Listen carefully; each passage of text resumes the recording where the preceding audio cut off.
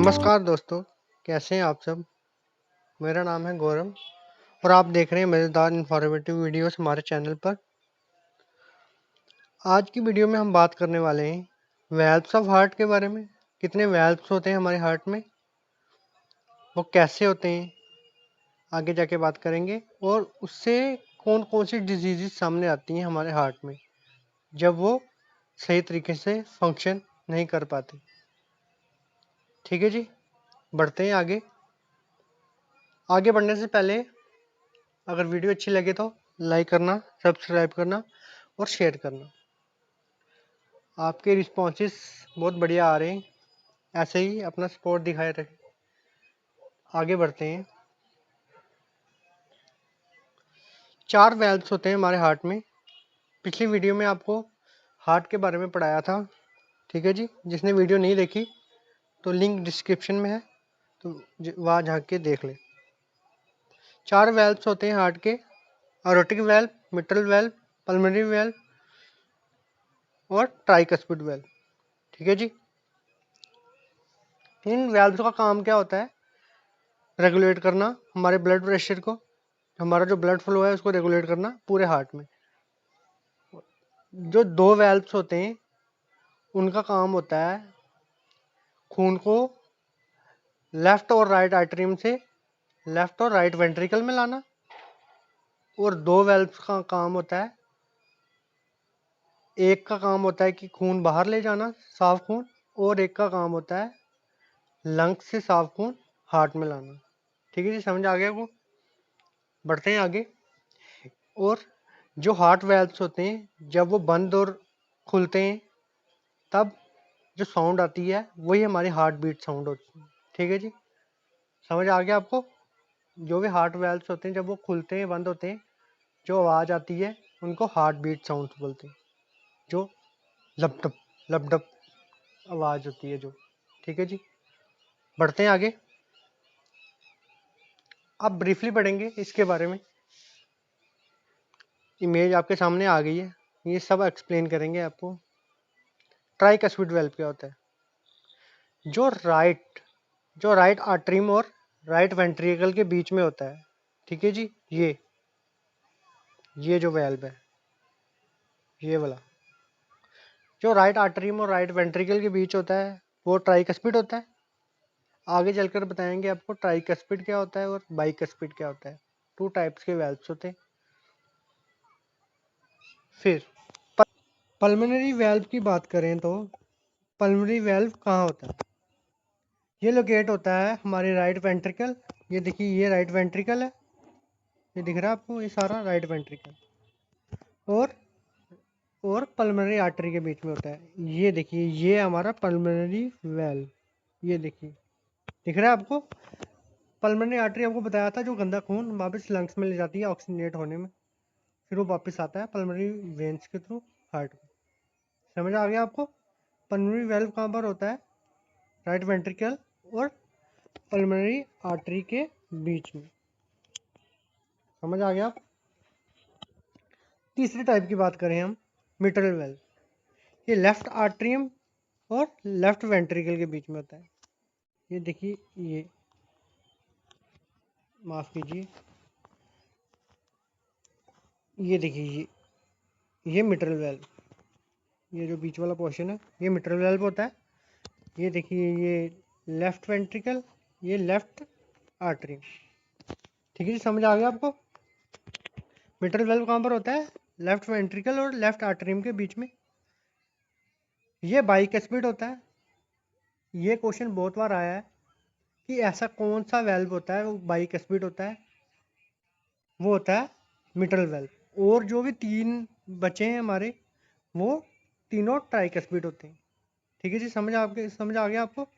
ये mitral valve होता है, ये बाइकस्पिड होता है, और जो 3 बचे हैं ये ट्राइकस्पिड होते हैं। और लास्ट वाला जो, अगर हम बात करें एरोटिक वेल्व, ये लेफ्ट वेंट्रिकल और अरोटा के बीच में होता है। जो लंबी हमारी वेन थी, सबसे लार्जेस्ट वेन जो ब्लड सप्लाई करती है पूरी बॉडी में, अरोटा, उसके बीच होता है। ये देखिए, ये एरोटिक वेल्व,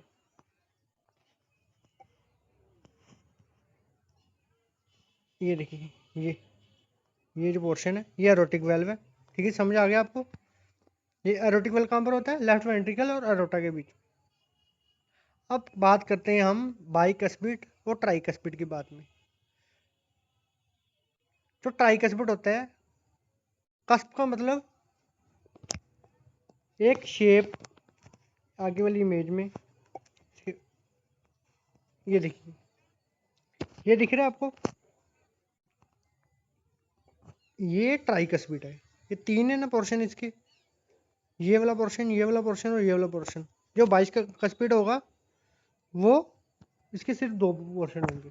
ठीक है, समझ आ गया आपको। जो ट्राइकस्पिड होता है उसमें 3 लाइंस होती हैं जैसे ये, और बाइकस्पिड होता है जो जिसमें 2 लाइंस होती हैं। समझ आ गया आपको।